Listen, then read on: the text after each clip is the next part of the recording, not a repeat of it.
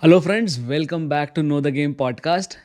आज का एपिसोड इस कार्य फिटनेस पर के प्लेलिस्ट पर थोड़ा सा लंबा होने वाला है, थोड़ा सा कॉम्प्लेक्स होने वाला है। बहुत सारी चीज़ों के बारे में बात करेंगे, लेकिन एक ऐसा टॉपिक है जिसके अंदर भारत में बात भी बहुत होती है। नई नई जो पीढ़ी हमारी अब आ रही है, अब जो भारत का यूथ है, युवा जो है, वो इस पर्टिकुलर प्रॉब्लम से काफ़ी ज़्यादा जूझ रहा है। और ये एक तरह से प्रॉब्लम नहीं है, इसको अगर हम किसी तरह से महामारी का रूप दे सकें तो उसको वही कहना बेटर रहेगा। आज हम बात करने वाले हैं मेंटल हेल्थ की, और मेंटल हेल्थ के इफ़ेक्ट की करियर के ऊपर, और मेंटल हेल्थ को किस तरह से करियर पर अफेक्ट करने से हम बचा सकते हैं, कैस किन बातों का सावधानी रखें, एम्प्लॉयर्स को क्या ध्यान रखना है, आपको क्या ध्यान रखना है, आप कैसे बचा सकते हैं, कैसे बच सकते हैं। इतनी सारी ढेर सारी बातें हैं। थोड़ा सा लंबा होगा आज का पॉडकास्ट, लेकिन आप लगे रहिए। कार्य फिटनेस पर में आज हम बात कर रहे हैं मेंटल हेल्थ की। सो एक बहुत ही सीरियस बात जो आजकल चल रही है, और मैं आपसे भी बोलना चाहूँगा कि क्या आप किसी ऐसे पर्सन को जानते हैं जो किसी ऐसे पर्सन को ना जानता हो? आई थिंक दुनिया में ऐसा कोई भी पर्सन नहीं होगा जो किसी ऐसे व्यक्ति को ना जानता हो जिसके किसी जानने पहचानने वाले ने सुसाइड ना किया हो या सुसाइड अटेम्प्ट ना किया हो। मैं भी काफ़ी लोगों को जानता हूँ जिन्होंने अपनी पर्सनल लाइफ में सुसाइड अटेम्प्ट किया है और सुसाइड किया हुआ है। और हालाँकि आज हम बात सुसाइड की नहीं कर रहे हैं, लेकिन उन कारणों की बात कर रहे हैं जिससे शायद कहीं न कहीं स्पेशली करियर के पॉइंट ऑफ व्यू आप या कोई भी व्यक्ति जो है वो सुसाइड पर जाता है। और आप सोचिए कि अगर हर इंसान किसी न किसी ऐसे व्यक्ति को जानता है जिसने सुसाइड किया हुआ है, तो कितनी गंभीर बात होगी ये। और आज 2024 में और इसके बियॉन्ड, ये जैसे-जैसे सोशल मीडिया और इंटरनेट और डिजिटल गैजेट्स का इन्फ्लुएंस बढ़ता जा रहा है, वैसे-वैसे हमें पता चल रहा है कि ये जो है एक महामारी का रूप ले चुकी है। और मेंटल हेल्थ स्पेशली करियर के पॉइंट ऑफ व्यू से और वर्क प्लेस के पॉइंट ऑफ व्यू से इसलिए भी ज़रूरी हो जाती है क्योंकि इसी के बेसिस पे ऐसी जगह है जहाँ पर हम हमारे दिन का ज़्यादातर जागता हुआ समय बिताते हैं। 10 से 12 घंटे तक हम अपने ऑफ़िस में रहते हैं या वर्क प्लेस पे रहते हैं, या कस्टमर्स के सामने होते हैं, या क्लाइंट के सामने होते हैं, या टेक्नोलॉजी या स्क्रीन के सामने कुछ ना कुछ काम कर रहे होते हैं। और ये इतना कॉम्प्लेक्सिटी हो जाता है उसके अंदर कि हम अपने आप को सँभाल नहीं पाते, हम अपने आस-पास वालों को सँभाल नहीं पाते, हम अपने कलीग्स का ध्यान नहीं रख पाते हैं, और अगर आप एम्प्लॉयर हैं तो आप अपने एम्प्लॉइज़ का ध्यान नहीं रख पाते हैं। और ओवरऑल सिचुएशन कहीं न कहीं ऐसी पहुँच जाती है कि किसी को एक्सट्रीम कदम उठाना पड़ जाए। आज ये बात का ट्रिगर कहाँ से हुआ? ये ट्रिगर जो शब्द है ये बहुत इम्पोर्टेंस रखता है इस दुनिया में, मेंटल हेल्थ की दुनिया में ट्रिगर जो है वो बहुत-बहुत इम्पोर्टेंस रखता है। लेकिन हम जिस बारे में बात कर रहे हैं वो ये इस पर्टिकुलर पॉडकास्ट के बारे में बात करने की इच्छा ही क्यों हुई या क्या ज़रूरत हुई? तो आपको पता है, हम इस पॉडकास्ट के अंदर ये जो प्लेलिस्ट बनाई है कार्य फिटनेस पर, कार्य फिटनेस के अंदर हम हर तरह के फिटनेस के एंगल के बारे में बात कर रहे हैं। हमने फैट से रिलेटेड बात करी, हमने एक्सरसाइज से रिलेटेड बात करी, हमने वेट से रिलेटेड बात करी, हमने मेडिटेशन से रिलेटेड बात करी। तो हम मेंटल, स्पिरिचुअल, फिजिकल फिटनेस में इन सब तरह की फिटनेस के लिए ध्यान रखने वाले हैं, और इसके बारे में हम जानकारी भी आपको दे रहे हैं। और जानकारी से ज़्यादा एक वाद विवाद को स्टार्ट करना चाहते हैं, ताकि आप उसके बारे में सोचें, आप उसके बारे में एक थिंकिंग प्रोसेस रखें, उसके बारे में प्रश्न उठाएं, सही प्रश्न उठाएं। और सही प्रश्न उठाएंगे तो सही उत्तर मिलेंगे, सही उत्तर मिलेंगे तो सही दिशा में जाएंगे।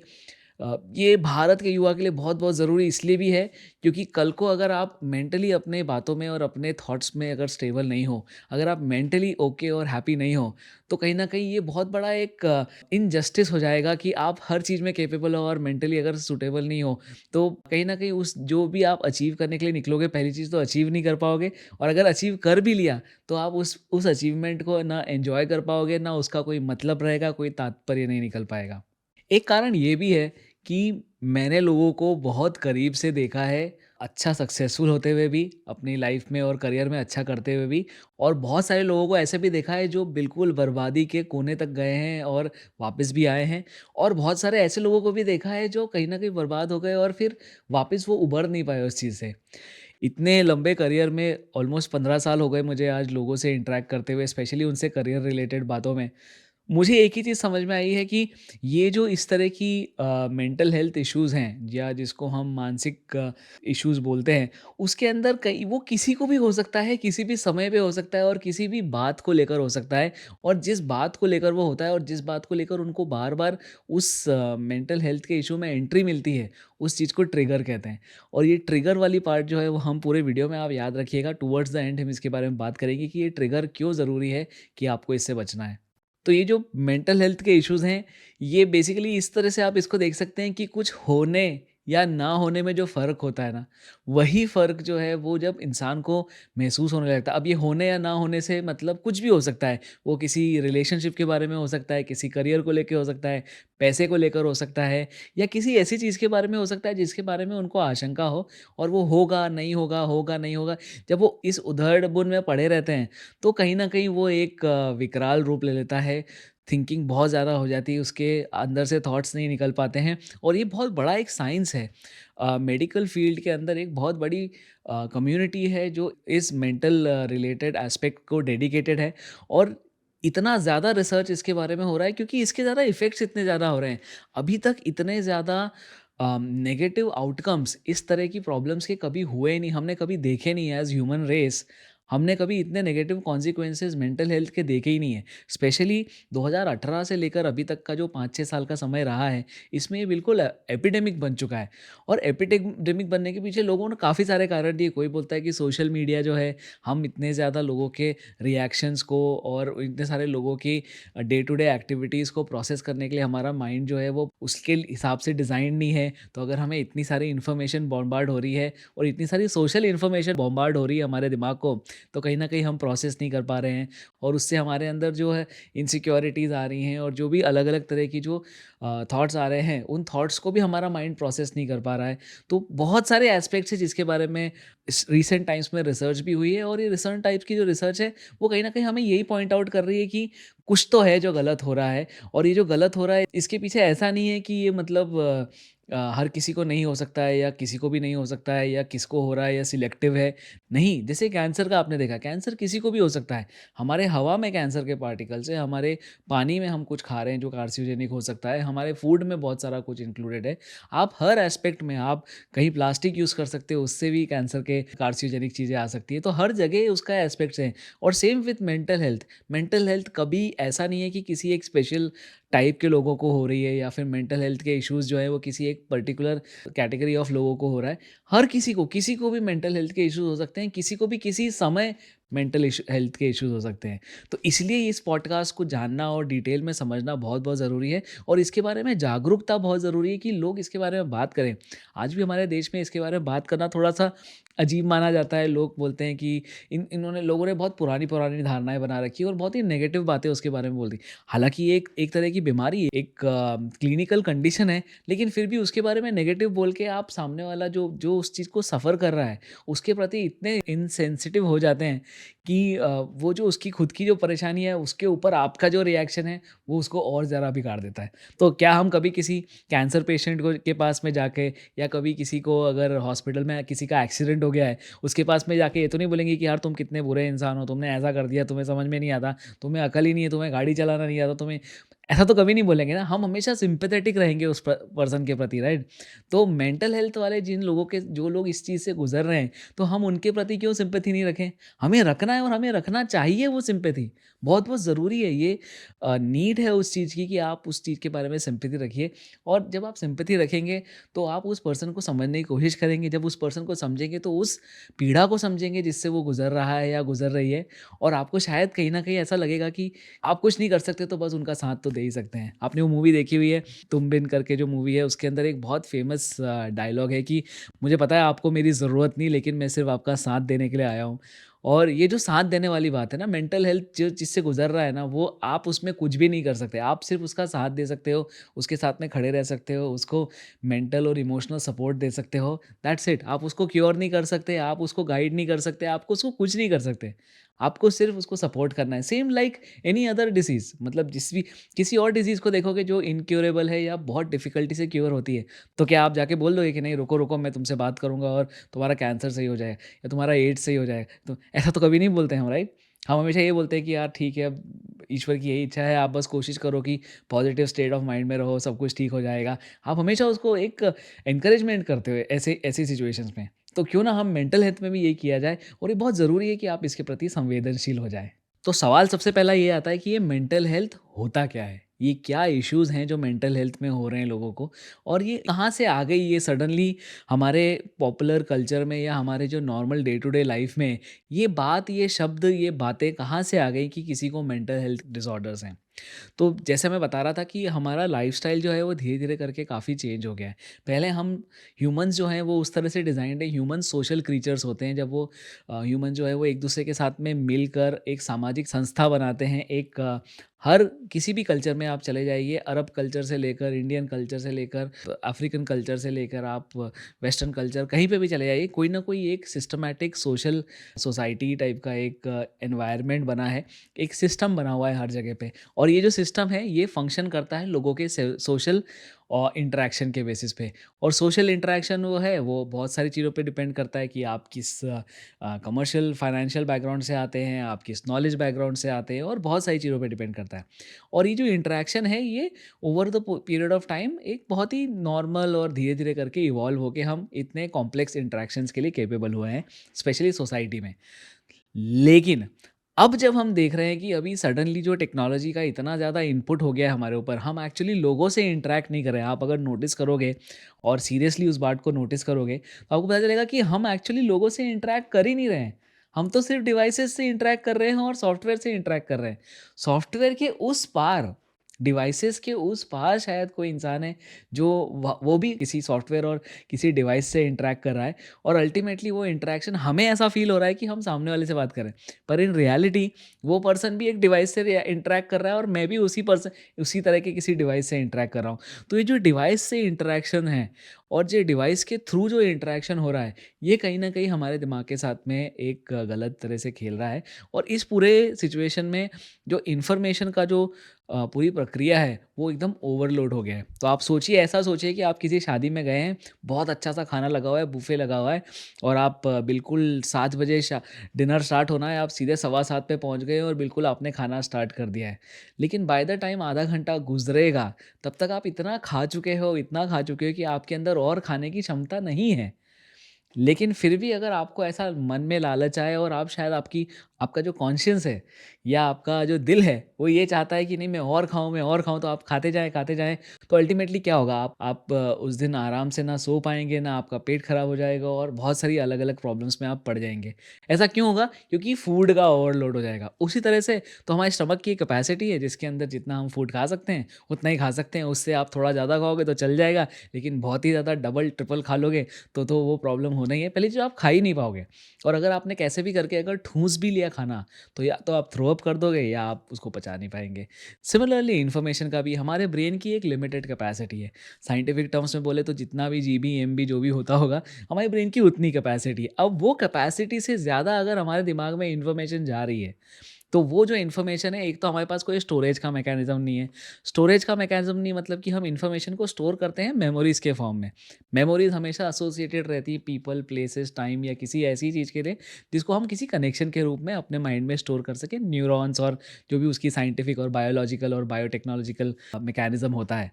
इस पूरी प्रोसेस में कहीं न कहीं हम ये भूल जाते हैं कि ये जो इतना इन्फॉर्मेशन का ओवरलोड है, ये हम उसको प्रोसेस कैसे करेंगे? अच्छा, ये इन्फॉर्मेशन का ओवरलोड जो है वो सिर्फ़ इन्फॉर्मेशन का ओवरलोड नहीं है। ऐसा नहीं कि आपको बुक्स की बुक्स पढ़ा दी जा रही हैं और आपके दिमाग में स्टोर कर दी जा रही है। ये इन्फॉर्मेशन का ओवरलोड नहीं है।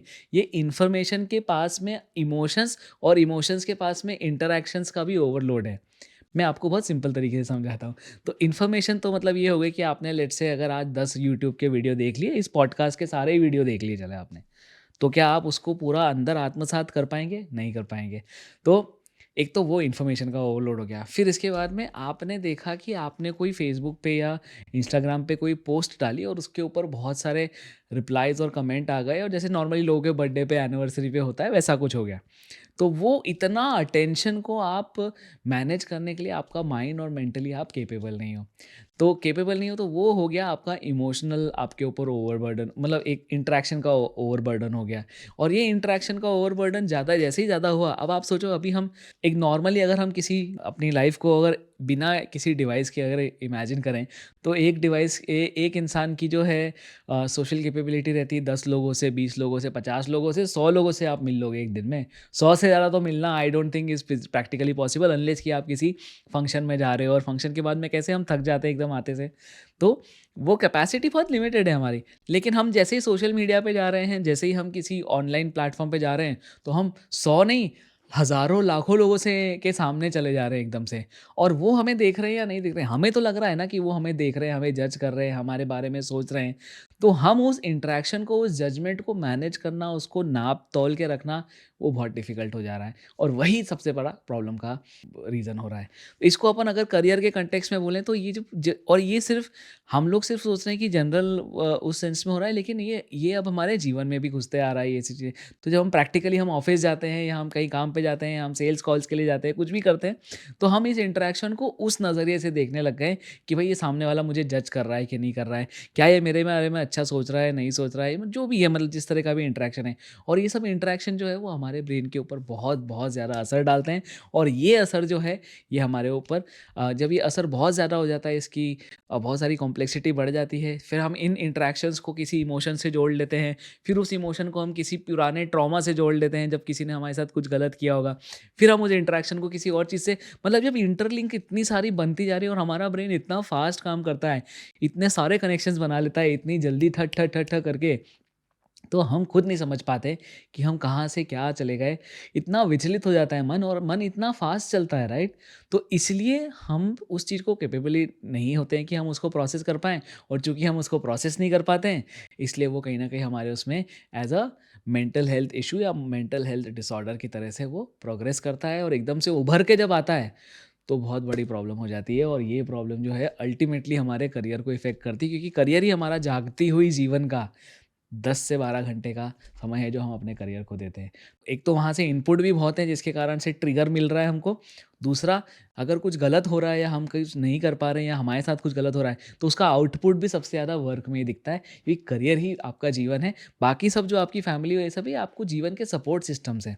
ये आपके जीवन के पिलर है। लेकिन जो एक्चुअल मेन बिल्डिंग है ना, जो आप खुद से बनाते हो, वो करियर है।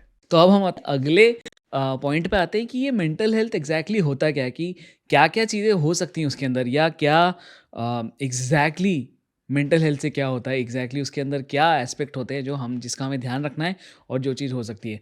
तो पहली चीज़ होती है वो होती है एंग्जाइटी। एंग्जाइटी मतलब जब आप एक फ्यूचर के बारे में सोच रहे हैं और आपको बहुत घबराहट हो रही है और आपको लग रहा है कि यार ये क्या हो रहा है, क्या नहीं हो रहा है, मैं कैसे मैनेज करूँगा, कल को क्या होगा, परसों क्या होगा, आने वाले 10 साल में क्या होगा। और जब आप प्रेज़ेंट को छोड़ के फ्यूचर के बारे में ज़्यादा सोचने लग जाते हैं, तो और फ्यूचर की पॉसिबिलिटीज़ को सोच के अपने आप को परेशान करने लग जाते हैं और परेशान होने लग जाते हैं बिना आपकी कंट्रोल के। ये आपको बहुत-बहुत ज़रूरी बात समझना है कि इसमें कहीं आपका कंट्रोल नहीं है। ऐसा कोई बटन नहीं है कि आप बोलोगे कि टिंग करके अच्छा अब से कोई एंग्ज़ायटी नहीं होगी, ऐसा नहीं होता है। जो एंग्ज़ायटी है वो हो रही है तो हो रही है, नहीं हो रही तो नहीं हो रही है, लेकिन जो हो रहा है वो आपको फ़ील होता है कि आपको फ्यूचर के बारे में बहुत ज़्यादा टेंशन होती है और बहुत ज़्यादा आप व्याकुल हो जाते हो उस चीज़ को लेके और बहुत घबराहट होने लग जाती है। तो वो उसको एंग्ज़ायटी बोलते हैं। एंग्ज़ायटी के बाद में आता है दूसरा पॉइंट, डिप्रेशन का। डिप्रेशन मतलब कि आप प्रेज़ेंट या पास्ट को लेके बहुत कोई ऐसी घटना हुई है जिसके अंदर जिसने आपको झकझोर के रख दिया है और वो घटना जो आप भूल नहीं पा रहे, बार-बार उसी के पास जा रहे हैं। और स्पेशली पास्ट की कोई ऐसा ट्रिगर पॉइंट होगा या कोई ऐसा होगा, कोई आपको छोड़ के चला जाए, या हो सकता है कोई एक्सीडेंटल चीज़ हो जाए, या बहुत सारी चीज़ें हो सकती हैं। और इतना बड़ा विशाल ब्रह्मांड है और उस ब्रह्मांड के अंदर इतनी सारी चीज़ें हो सकती हैं। और डिप्रेशन का एक्चुअली कोई पिन पॉइंट कॉज़ नहीं हो सकता है कि सिर्फ यही एक कारण है। डिप्रेशन मतलब आपका रिएक्शन होता है उसके अंदर कि किसी भी एक सिचुएशन को लेके या किसी भी एक इंसिडेंट को लेके या किसी एक पर्सन को लेके हो सकता है, किसी समय को लेके हो सकता है। बहुत सारे एस्पेक्ट है जिसके थ्रू डिप्रेशन हो सकता है। और ये काफ़ी मिसयूज्ड टर्म भी है आजकल, क्योंकि हर किसी को देखो तो हर कोई बहुत लूज़ली बोल देता है, यार मुझे आज अच्छा नहीं लग रहा, मुझे लग रहा है मैं डिप्रेशन में हूँ।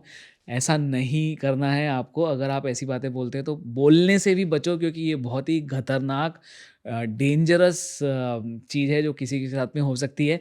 और बस ऐसा हम बस ये करते हैं कि कभी किसी के साथ में ऐसा ना हो। जो डिप्रेशन वाली बात है, बहुत ही गंभीर मामला है। और अगर आपको कोई भी साइंस और सिम्पटम्स लगते हैं उससे रिलेटेड, सबसे पहले मैं आपको बताऊँगा क्या स्टेप बाय स्टेप चीज़ें करना है। अगर आपको ऐसा कुछ भी फ़ील होता है, अपने खुद के लिए या अपने परिवार के लिए या अपने मित्रों के लिए या आपके कलीग्स के लिए, किसी के लिए भी अगर आपको लगता है ना कि ये पर्सन इन 5-6 चीज़ों में से एक से गुज़र रहा है, एंग्ज़ायटी, डिप्रेशन, ये वो जितना भी है, तो आपको सबसे पहले डॉक्टर को बताना है, हेल्प लेना है, कम्युनिटी वाइज़ बहुत सारी चीज़ें करना है। मैं आपको बताऊँगा वो सब चीज़ें, लेकिन पहले समझ लो कि डिप्रेशन के अलावा और क्या आता है। दूसरी चीज़ एक एक जो है वो बहुत famous type of mental health issue और डिसऑर्डर है उसको बोलते हैं पैनिक अटैक्स। पैनिक अटैक्स मतलब ये होता है कि आप सडनली किसी सिचुएशन में आपको लगता है या उस पर्सन को लगता है कि उसका कंट्रोल जो है वो पूरा चला जा रहा है उस सिचुएशन से, एंड दैट पर्सन थिंक्स कि मतलब मैं अब क्या करूँ, मैं कुछ भी नहीं कर सकता, और अपने आप को बेबस जब महसूस करने लगता है और वो एकदम पैनिक मोड में आ जाती है कि अब क्या करें, और घबराहट होने लग जाती है। और ये मैं बहुत सिंपल तरीके से आपको बता रहा हूँ, ये इतना आसान चीज़ नहीं है समझना, लेकिन मैं एक बहुत ही ब्रॉड लेवल पे समझा रहा हूँ कि ये इन सिंपल टर्म्स जो आप और मैं हम कॉमनली समझ सकें ना, क्योंकि मैं उतना लर्नेड नहीं हूँ। आप अगर चाहें तो इसके बारे में डिटेल में अपनी रिसर्च कर सकें, और मैं बार बार बोलता हूँ कि मैं एक्सपर्ट नहीं हूँ, मैं सिर्फ अच्छे से रिसर्च करके उसका जो भी सार मुझे लगता है जो मैं अपनी ऑडियंस को शेयर कर सकता हूँ, मैं वो शेयर कर रहा हूँ।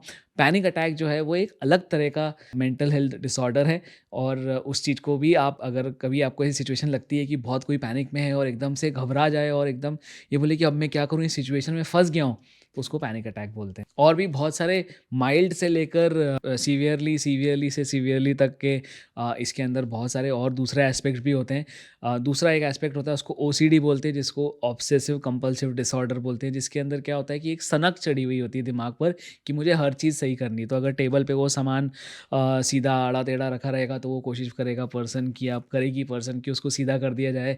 अगर आप वो किसी और के घर में जाते हैं तो चीज़ें उसको बिल्कुल सिस्टमैटिक तरीके से रखने लग जाते हैं। तो ये जो और उनको कहीं पे भी कोई भी चीज़ अगर नॉन लीनियर नॉन सिमेट्रिकल लगती है तो उनको वो चीज़ एज अ ट्रिगर फील होती है और वो उसके अंदर लग जाते हैं। इसके बहुत ही वेरिएशंस होते हैं, माइल्ड से माइल्ड भी हो सकती है और धीरे धीरे करके वो बढ़ती जाती है और कई बार वो बहुत सीवियर केसेस में बढ़ जाती है जब इंसान कंट्रोल ही नहीं कर पाता है। आप सोचो कि अगर कोई बहुत ही ज़्यादा ओसीडी सीवियर केस होगा तो उसके लिए कितना डिफिकल्ट होगा पूरी वर्ल्ड, बिकॉज वर्ल्ड पूरा बहुत एसिमेट्रिकल है। उसके लिए तो मतलब वो पूरा उस पूरे वर्ल्ड को हैंडल करना और मतलब दुनिया में जीना उसके लिए मुश्किल हो जाएगा, क्योंकि हर तरफ तो एसिमेट्री पड़ी हुई है। पहाड़ कोई ऐसा सीधा नहीं बनाता ना, पहाड़ ऐसे ऐसे होते हैं, रास्ते ऐसे ऐसे होते हैं, गाय भैंस ये वो जो आप देखो हर चीज़ तो एसिमेट्रिकल है। तो उस इंसान के लिए कितनी तकलीफ होती होगी जिनको ओसीडी की प्रॉब्लम रहती है। उसके बाद में एक बहुत ही अगेन दूसरा एक serious form of mental health का डिसऑर्डर है, वो होता है पीटीएसडी उसको बोलते हैं। उसका जो फुल फॉर्म है वो ज़्यादा आपको उसमें जाने की ज़रूरत नहीं है, उसको बोलते हैं पोस्ट ट्रॉमेटिक स्ट्रेस डिसऑर्डर। जिसका मतलब ये होता है कि अगर कोई ऐसा इंसिडेंट हो गया जो बहुत ही ट्रॉमेटिक इंसिडेंट, ट्रॉमेटिक मतलब कि बहुत ही ज़्यादा दुर्घटना वाला ऐसा कुछ इंसिडेंट हुआ है जिसको इंसान ने प्रोसेस तो कर लिया है लेकिन उसको कंप्लीटली उसको भुला नहीं पा रहा है या उससे मूव ऑन नहीं कर पा रहा है, या फिर जैसे कई बार क्या होता है कि इंडिया में जैसे कि एक्सीडेंट्स का, रोड पे जो एक्सीडेंट्स होते हैं वो इंडिया में one of the world's highest number of accidents होते हैं, और इतने सारे एक्सीडेंट्स होते हैं तो ऑब्वियसली इतने एक्सीडेंट्स में डेथ रेट भी बहुत हाई है। हमारे यहाँ पे ऐसा नहीं है अमेरिका और दूसरे के देशों की तरह कि अगर एक्सीडेंट हुआ तो भी एयर बैग खुल जाएगा तो इंसान को कुछ नहीं होगा। हर एक्सीडेंट में और काफ़ी सारे एक्सीडेंट्स में लोगों की डेथ भी होती है। तो जो जिसकी डेथ हो जाती है वो तो उसकी तो डेथ हो गई है, लेकिन जो बच जाते हैं उस एक्सीडेंट में, वो जिस तरह के ट्रॉमा से और जिस तरह की सिचुएशन से गुजरते हैं, मैं सिर्फ एग्जांपल दे रहा हूँ। अगेन मैं बहुत हल्के में समझा रहा हूँ आपको, ये बहुत कॉम्प्लेक्स चीज़ें होती हैं।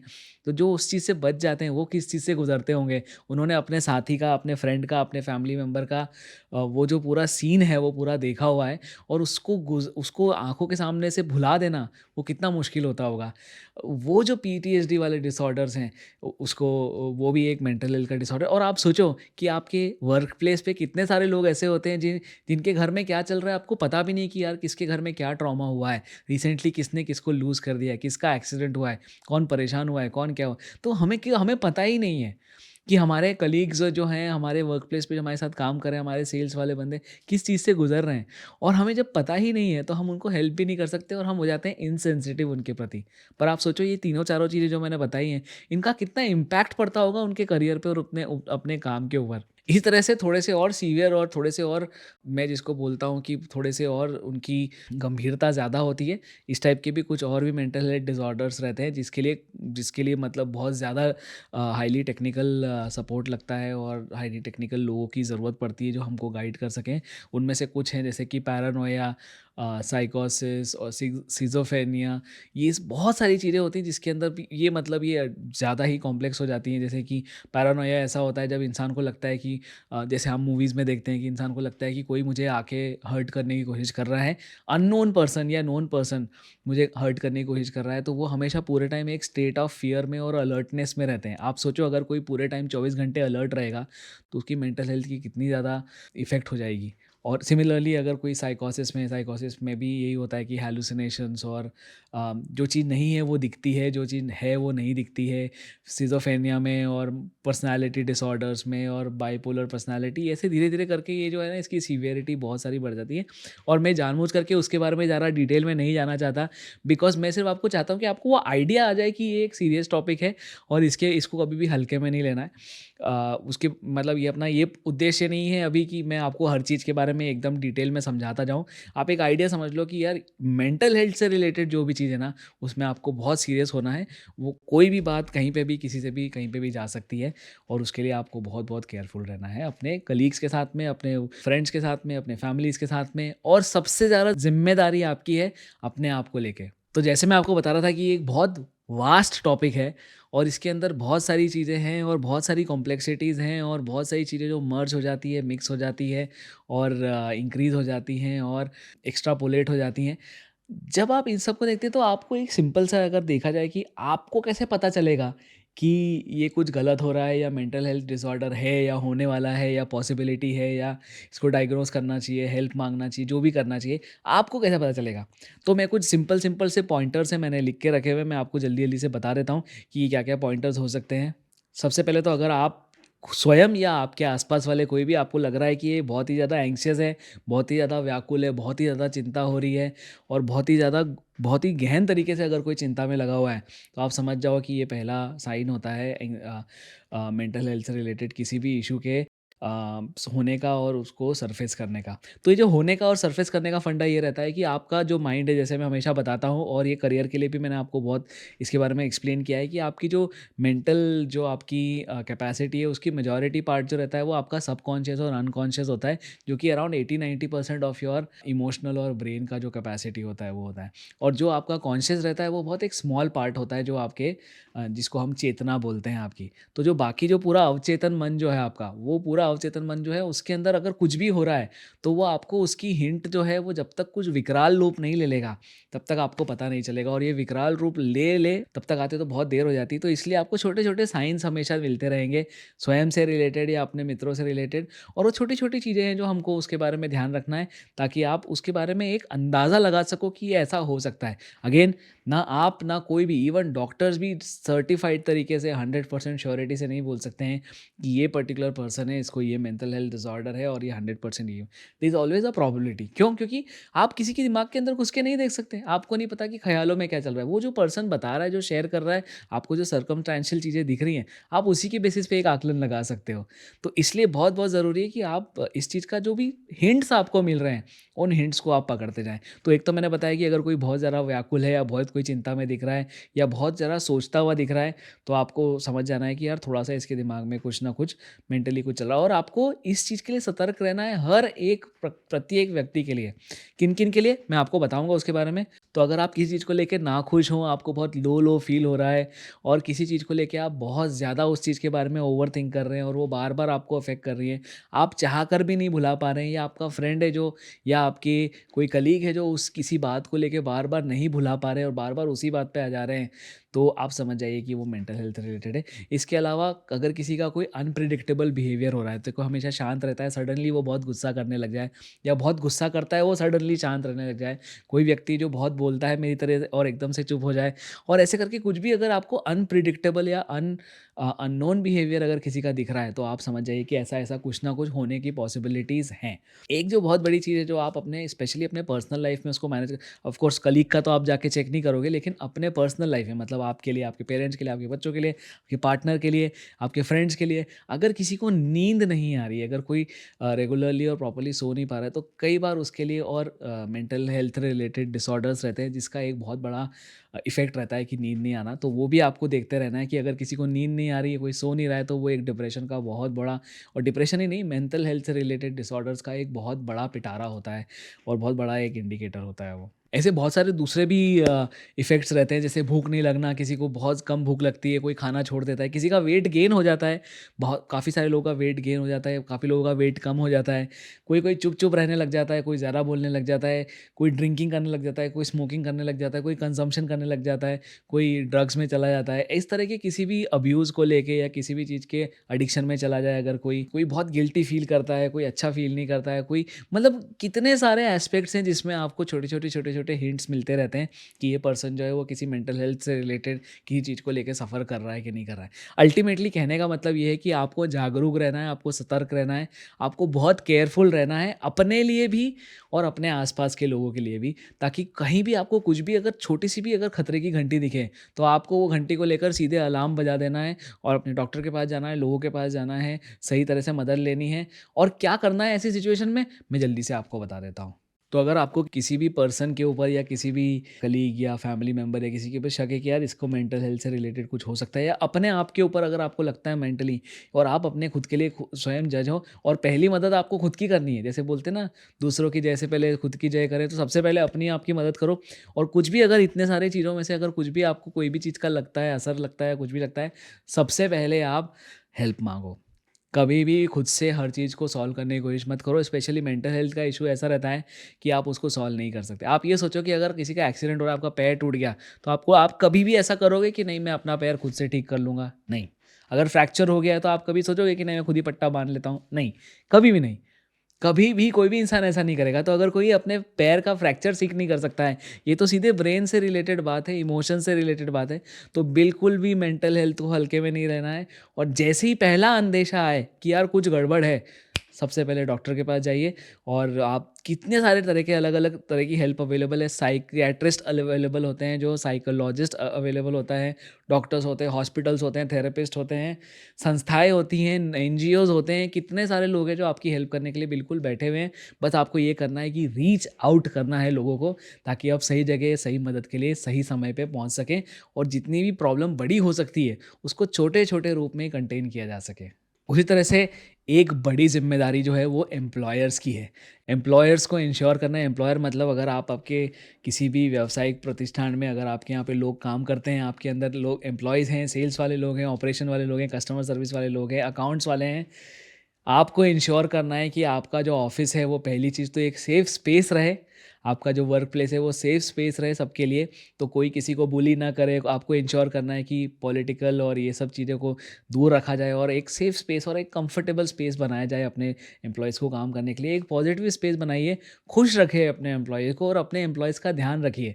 आप ये ध्यान रखिए कि अगर एम्प्लॉइज़ अगर आपके मेंटल हेल्थ के पॉइंट ऑफ व्यू से अगर हेल्दी हैं, तो आपका काम जो है, आपकी प्रोडक्टिविटी जो है, ओवरऑल मोटिवेटेड होके बहुत अच्छा काम होगा और आपकी एक्सपेक्टेशन से ज़्यादा चीज़ें आपको डिलीवर की जाएँगी, आपके लिए बहुत अच्छा होगा। तो आपको एज़ एन एम्प्लॉयर ये आपकी ना सिर्फ़ ये एक इंसेंटिव है, लेकिन ये आपकी ड्यूटी बनती है और ये आपके ऊपर एक बहुत बड़ी ज़िम्मेदारी है कि आपको अपने एम्प्लॉइज़ की मेंटल हेल्थ का ध्यान रखना है। उनका कोई देखने वाला नहीं है अभी। आपको सबसे ज़्यादा इम्पोर्टेंट आपके लिए कि आप अपने एम्प्लॉइज़ की मेंटल हेल्थ का ध्यान रखो। एक सुरक्षा घेरा बनाओ अपने एम्प्लॉइज़ के आस-पास, ताकि उनको कुछ भी प्रॉब्लम हो तो वो एक तो सबसे शेयर कर सकें और बिना जजमेंट के आप उनकी मदद कर सकें। और मदद करने के लिए आप उनको आगे मेंटल हेल्थ की लीव्स आप दे सकते हैं, मेंटल हेल्थ से रिलेटेड सपोर्ट ऑर्गेनाइज़ कर सकते हैं। बार-बार आप रेगुलरली इसकी अवेयरनेस सेशन कराइए अपने अपने वर्क प्लेस में, ताकि लोगों को पता रहे कि ये एक्चुअली होता क्या है। मेजॉरिटी ऑफ द लोगों को तो पता ही नहीं है कि ये भी कुछ एक घातक चीज़ हो सकती है हमारे साथ में। और आप विश्वास कीजिए, अगले 10 सालों में, अभी तो सिर्फ़ इस पैंडेमिक की शुरुआत है, जैसे हमने कोरोना में देखा था, फर्स्ट वेव आई थी, सेकंड वेव आई थी, थर्ड वेव आई थी और अब ना जाने कितनी वेव्स आ चुकी हैं और जा चुकी हैं। लेकिन जो second wave, third wave, fourth wave जो इतना नुकसान करके गई ना, अब हम जब पलट के उसको देखते हैं तो हमें लगता है कि अगर हम यही काफ़ी सारी चीज़ें अगर सिस्टमैटिक तरीके से पहले ही कर लेते, तो शायद उतना नुकसान नहीं होता, उतने लोग जो हैं हमारे जो चले गए हमें छोड़कर, या जो इतनी सफ़रिंग करी, स्पेशली जो क्रॉनिक डिसीज़ वाले लोग हैं, शायद हम उन्हें बचा सकते थे। आपको नहीं लगता कि कुछ अगर बेहतर किया जाता तो शायद हम पूरे विश्व स्तर में, मैं सिर्फ़ इंडिया की बात नहीं कर रहा हूँ, इंडिया में तो फिर भी बहुत अच्छे से मैनेज हुआ है। कोरोना का जो पूरा प्रलय आया था, वो एक बहुत अच्छे अच्छे से मैनेज हुआ। लेकिन आप सोचिए विश्व में हम लोग और more than half a million लोगों को हमने गँवाया है। मैं ये दावे के साथ बोल सकता हूँ कि कोरोना से कहीं ज़्यादा विकराल रूप जो है वो मेंटल हेल्थ डिसऑर्डर्स का है। और वेस्टर्न सोसाइटीज़ तो इसको लेके काफ़ी समय से जूझ रही हैं। धीरे-धीरे करके इसने अपने पैर जो हैं वो भारतीय समाज में भी डालना स्टार्ट कर दिया है। और as a country, as a society हमारी जवाबदारी बनती है कि हम अपने फेलो कंट्रीमैन और हमारे फेलो कलीग्स को, हमारी फैमिली मेंबर्स को, अपने फ्रेंड्स को, अपने अक्वेंटेंसेस को बचाएँ, अपने पड़ोसियों को बचाएँ इस चीज़ से। अगर आपको कहीं भी कुछ भी लगता है, तो आपको सबसे पहले जो खुद को बचाना है, वो सबसे बड़ी जवाबदारी है ऑब्वियसली। तो मैंने इतने सारे पॉइंट्स बताएँ। अगेन ये पॉइंट जो हैं सिर्फ़ स्टार्टिंग पॉइंट्स हैं। आपको इन सब के बारे में और ज़्यादा नॉलेज लेना है। आपको पता है knowledge will set you free, आपको ये चीज़ बहुत अच्छे से पता है। आपको इस पॉडकास्ट से कुछ समझ आए ना आए, ये हमेशा याद रख लीजिए कि knowledge will set you free. दूसरा जो है आपको ये भी करना है कि थोड़ा-सा अपने बारे में जर्नलिंग करना है, थोड़ा-सा अपने बारे में एक्सप्रेस करना आप सीखिए। काफ़ी सारी चीज़ें जो होती हैं ना, हम मन में बैठा के रख लेते हैं और वो हम कभी शेयर नहीं करते, तो वह अंदर ही अंदर एक विकराल रूप ले लेती हैं। अपने परिवार वालों के साथ में अपने संबंधों को अच्छा कीजिए। अपने फ्रेंड्स और फैमिली के साथ में अपने आप को अपने जो भी पुराने गिले-शिकवे हैं, उनको थोड़ा-सा आप ना बरी करना स्टार्ट करो। उनको थोड़ा-सा ना दबाना स्टार्ट करो, उनको ज़रा ख़त्म करना और क्लैरिफ़ाई करना स्टार्ट करो। कोई ज़रूरत ही नहीं है इतना बोझ लेने की, ज़िंदगी लेने के लिए। एक एक मुनि हैं, उनकी मैंने बात मुझे अच्छे से याद है कि उन्होंने कहा था कि ये जो दिमाग है ना, ये बहुत ही सुंदर मशीन है, लेकिन इसके आप लोड दोगे ना इसके ऊपर, तो वो जो मशीन है ना, वो काम करना बंद कर देगी और बहुत जल्दी ख़राब हो जाएगी। तो अगर आप अच्छा, लंबा और स्वस्थ और अच्छा खुशहाल जीवन जीना चाहते हो, तो अपने ब्रेन का ध्यान रखिए, अपने इमोशंस का ध्यान रखिए, अपनी मेंटल हेल्थ का ध्यान रखिए। आपको अपने आप को तो बचाना ही है, अपनी फैमिली और फ्रेंड्स को भी बचाना है। आपकी फैमिली, बच्चे इस वक़्त जो है सबसे बड़ा एक टारगेट ग्रुप है इस तरह की मेंटल हेल्थ इश्यूज़ का। जिस तरह से टीनेजर्स के बीच में हमने वेस्टर्न कंट्रीज़ में, वेस्टर्न सोसाइटीज़ में देखा है, स्पेशली ये जो मेंटल हेल्थ रिलेटेड डिसऑर्डर्स का जो एकदम बाढ़ आ गई है और बहुत ज़्यादा एपिडेमिक लेवल पे जो बाढ़, अलार्मिंग लेवल पे जो आ चुके हैं वो चीज़ हमारे इंडियन सोसाइटी में ना आ सके, और अगर आ भी गई है थोड़ा बहुत भी, तो उसका असर कम से कम हो। हम कम से कम बच्चों को इस तरह से परेशान होते हुए देखें, बहुत ज़रूरी है। और उसके अलावा जो एक बड़ा टारगेट ग्रुप है वो है पेरेंट्स का। आपको पता है पहले हम संयुक्त परिवार में थे, अब हम छोटे-छोटे माइक्रो और न्यूक्लियर फैमिलीज़ में रहते हैं। जब हम न्यूक्लियर फैमिली में रहते हैं और अगर आप अपने सिर्फ़ आप और आपके पेरेंट्स ही रह रहे हैं साथ में, आप या आपकी फैमिली और आपके पेरेंट्स ही रह रहे हैं, तो कहीं न कहीं आपके पेरेंट्स को बात करने वाला कोई नहीं है। तो आपकी ज़िम्मेदारी बैठती है कि आप भले कुछ करें ना करें उनके लिए, पैसा कमाएँ ना कमाएँ, लेकिन उनके पास जाके बैठिए ज़रूर, उनसे बात ज़रूर कीजिए, उनसे उनकी सुनिए, आप कुछ अपनी सुनाइए, अपनी प्रॉब्लम शेयर कीजिए, हो सकता है वो गाइड करेंगे आपको। और वो जो उस पूरी प्रोसेस में जो एक मेंटल हेल्थ रिलेटेड जो ट्रिगर्स हैं, जो मैं बार-बार बात कर रहा हूँ ट्रिगर्स की, वो आपको अगर उनके बीच में, अगर उनके मन में ऐसा कुछ है, तो वो आपको ट्रिगर आइडेंटिफ़ाई करने में हेल्प भी मिलेगी। और अगर आपको आइडेंटिफ़ाई हो जाए, तो आप बाहर से हेल्प लेके उसको टारगेट भी कर सकते हैं, उसको इम्प्रूव भी कर सकते हैं। फ्रेंड्स, कलीग्स का तो मैं हमेशा बोलता ही रहता हूँ कि ऑफ़िस के कलीग्स तो हैं, आपको ध्यान रखना है। एट द सेम टाइम आपको अपने फ्रेंड्स का भी ध्यान रखना है। काफ़ी सारे दोस्त ऐसे हैं, जो दोस्त में मतलब मेल, फीमेल सभी हो सकता है, जो ऐसी-ऐसी रिलेशनशिप्स में फँसे हुए हैं, जहाँ से उनको निकल पाना मुश्किल है। और निकल पाने से ज़्यादा ज़रूरी है कि वो उस तरह से अपने आप को चक्रव्यूह में फँसाए हुए हैं कि इवन उनकी फैमिली भी उनको चाहे तो हेल्प नहीं कर पा रही है। तो कई बार एज़ अ फ्रेंड अगर आप सिर्फ़ उसके साथ में खड़े हो जाओगे कि यार भाई बहन, मैं यहाँ हूँ तेरे साथ में, तू परेशान मत हो, जो भी होगा देखा जाएगा, हम लोग सब मैनेज कर लेंगे। तो आई थिंक वही एक बहुत बड़ा डूबते को तिनके का सहारे वाली बात हो जाती है, और आपको लोगों को सपोर्ट करना है। आपने इस बात में आपने देखा किस तरह से आप अपने आस-पास जितने भी लोग हैं कि उन सबकी जीवन को आप अफ़ेक्ट कर रहे हो। इतना पावर है आपके अंदर कि आप अपने आस-पास के लोगों का जीवन अफ़ेक्ट कर सकते हो, और अगर कुछ गलत है स्पेशली, तो आप उसको सही कर सकते हो, एटलीस्ट आइडेंटिफ़ाई तो कर ही सकते हो। लास्ट पॉइंट जो मेरा है, जब हम देश की बात करते हैं, तो सिर्फ़ फ्रेंड्स और फैमिली और कलीग्स में ही आपका जीवन नहीं खत्म हो जाता है। आप सड़क पे जा रहे हो, आपको दिखा कोई इंसान परेशान दिख रहा है, आप सड़क पे जा रहे हो, आपको दिखता है कि कोई इंसान एकदम उदास सा बैठा हुआ है, या कोई भी कहीं पे भी आप मंदिर जा रहे हो, कहीं पे भी आपको कोई ना कोई तो उदास दिखता ही है ना। अगर आप 2 मिनट रुक के अगर उससे उसका हाल-चाल पूछ लोगे, और हो सकता है वो पर्सन किसी ट्रिगर स्टेट ऑफ माइंड में है, और हो सकता है कि आपकी 4 बात करने से वो अपने मेंटल हेल्थ को थोड़ा-सा इम्प्रूव कर ले, या थोड़ा-सा उसको उसको मदद कर सकें आप थोड़ा-सा। तो ये बहुत ज़रूर कीजिए।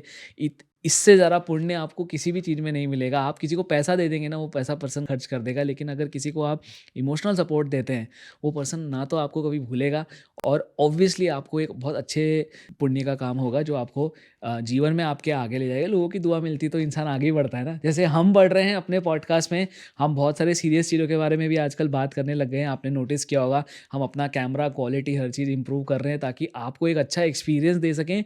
एक अच्छा लर्निंग नहीं, हम एक लर्निंग प्लेटफ़ॉर्म नहीं है, लेकिन एक अच्छा थॉट प्रोवोकिंग प्लेटफ़ॉर्म बन सकें ताकि आप हमारे पॉडकास्ट को देख के आपके अंदर की जो सोच है वो विकसित हो, और विकसित होने के साथ में प्रज्वलित हो। और इसीलिए अपने आप के ऊपर आप काम कर रहे हैं। कार्य फ़िटनेस पे बहुत-बहुत ज़रूरी है कि मेंटल फ़िटनेस पे काम करते रहिए।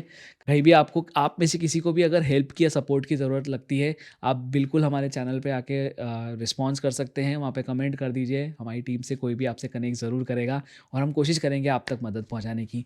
लास्ट पॉइंट, अगर आपको कोई भी ऐसा टॉपिक लगता है जिसके बारे में आप चाहते हैं कि हम बात करें या हम आपको थोड़ा-सा उसके बारे में थोड़ी-सी परत दर परत उसके बारे में डिस्कस करें, तो वो भी आप करिए, हमें बताइए। जितना आप हमें बताओगे उतना अच्छा हम अपने आप को इम्प्रूव कर पाएँगे और आपका साथ बना रहेगा। याद रखिए, भारत में कार्य प्रकृति पर है और भारत में कार्य फ़िटनेस पर भी है। जय हिंद।